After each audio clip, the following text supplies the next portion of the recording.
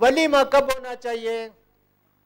किसी हदीस में वलीमे का वक्त मुकर्रर नहीं है। वलीमा कब करना चाहिए? शादी के वक्त भी कर सकते, शादी के बाद भी कर सकते, रुखसती के बाद भी कर सकते, बीवी के साथ मिलने के बाद भी कर सकते। 4 बातें बताया।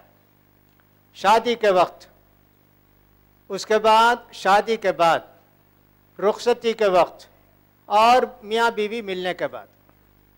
कब भी कर सकते वलीमा। क्यों 2-2 दावत रखते, 2-2 दिन एंगेज करते फलां को फलां के साथ? पैसे इतने बेकार हैं क्या? सब एक साथ रखो ना। शादी फॉलोड बाय वलीमा, निकाह के बाद वलीमे की दावत, खिस्सा खत्म जी। नहीं, कहाँ इसका सबूत है? अच्छा तुम साबित करो जी, कहाँ इसका सबूत है कि निकाह के दूसरे दिन करना चाहिए, मियाँ बीवी से मिलने के बाद करना चाहिए? रोका छाप दिए, इतवार के दिन शादी, मंगल के दिन वलीमा। इन्होंने कहा कि मियाँ बीवी मिलने के बाद, अब उस बेचारी को माहवारी शुरू हो गई शादी के बाद। अब रोका तो छाप दिए ना, दावत तो खिलाएंगे ना, मियाँ बीवी मिले क्या? क्या मतलब मियाँ बीवी मिलने का?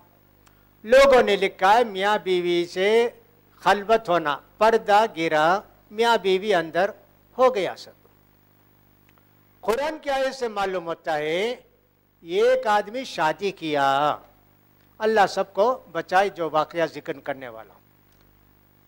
दुल्हा कबूल कर लिया, हाँ साहब मैंने इसका निकाह इतने मेहर पर कबूल करा, वहीं उसका हार्ट फेड हो गया।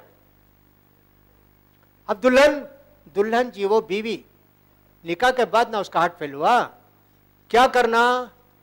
4 महीना 10 दिन इद्दत में बैठेगी। दुल्हा दुल्हन को देखा भी नहीं, दुल्हन दूल्हे को देखी भी नहीं।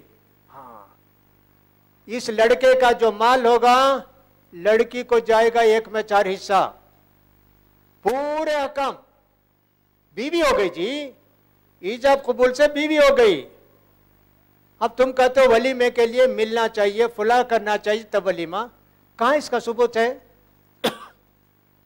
थोड़ी देर के लिए मान लेते हैं, अच्छा भाई दूसरे दिन करना चाहिए वलीमा, तीसरे दिन करे तो बिदअत क्या, चौथे दिन करे तो बिदअत क्या? ये कहाँ है तीसरे दिन भी कर सकते, चौथे दिन भी कर सकते, कहाँ है बताओ? तुम बताओ, मैं तो तुमको बता दिया। ये कोई नया मसला नहीं हनफी अहले हदीस का, सबका एक ही मसला, शादी के बाद वलीमा कर सकते। पाकिस्तान के बड़े आलिम साहब हैं जिनका नाम है मुफ्ती तकी उस्मानी, बहुत बड़े आलिम, जस्टिस हैं वहाँ के, क्या क्या हैं वो लिखते हैं। इब्न हजर फतुल बारी के अंदर लिखते हैं शादी के वक्त भी वलीमा कर सकते, शादी के बाद भी वलीमा कर सकते, रुखसती के वक्त भी वलीमा कर सकते, दुल्हन पहुँच गई और साहब सोहबत के बाद भी वलीमा कर सकते। का यही ठीक है।